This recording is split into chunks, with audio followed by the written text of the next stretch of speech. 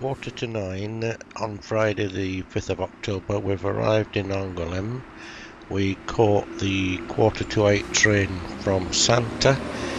We arrived at Santa last night and we'll have a look at that later. Right, we're now in Angoulème. It's just taken me about 20 minutes to walk up this hill to the town centre.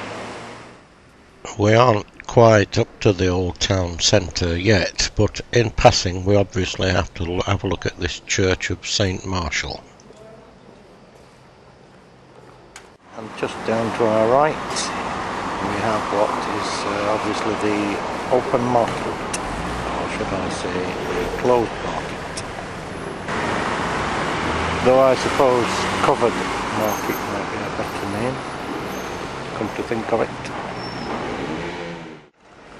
And after a further 20 minutes logging uphill, I think we are now at what was the top. And this, of course, should be noted in Sheffield and Leeds, etc.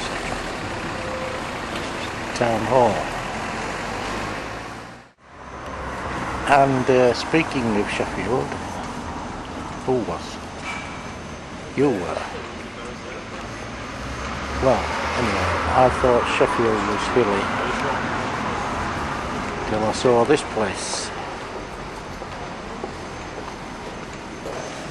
Right, we're entering old Angoulème, which seems to have been built on the flat at the top of the hill. Now then, here we have the Palace of Justice, which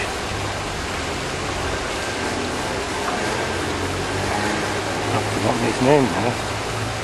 Jack Straw will now be able to have a lot of, now he's achieved his ambition of becoming Minister for Justice. Je vous présente le palais de justice de la ville d'Angoulème, une ville très réputée pour sa bande dessinée, et blindée d'autres trucs, la police et tout.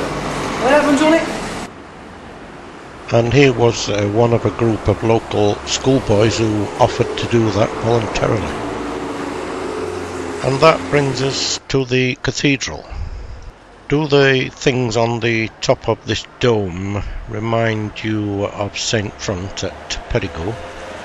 The cathedral was largely rebuilt in the early 12th century, and the damage inflicted during the Wars of Religion was repaired in 1634. The facade may be described as a fascinating display board for some expressive and lively 12th century sculpture. Unfortunately, although some of the sculptures on this facade are original, a lot were spoiled by restoration or even replaced altogether. And this brings us to Paul Abadi, who also restored St. Front at Périgueux.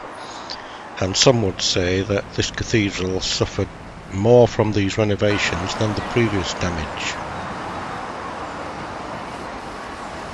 Besides the usual Christian representations, we note that the figures on horseback represent a bishop spearing a Moorish giant, this in celebration of the recapture of Zaragoza, and also Roland killing the Moorish king.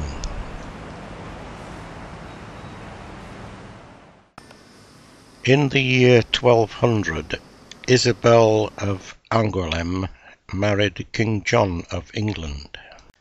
Ownership of Angoulème and its area was hotly contested during the Wars of Possession, the English being finally expelled in 1373. The area was then held by the House of Orleans and became part of France on the accession of the Count of Orleans as Francois I of France in 1515.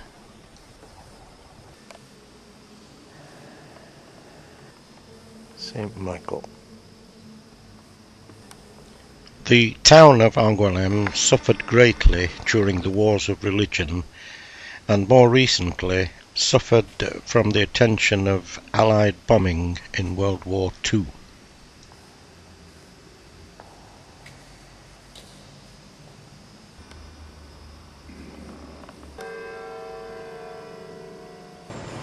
I'm sitting here now for a minute eating my sandwich, and I'm joined by a rather optimistic French robin.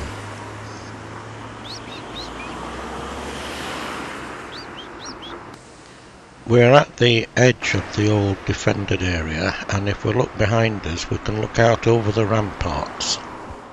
And referring back to Sheffield for a moment, if we show this next clip to someone it could be part of Sheffield. And our walk round the edge of the ramparts takes us past this statue back to the town hall, which is built on the site of the castle of the Counts of Angoulème.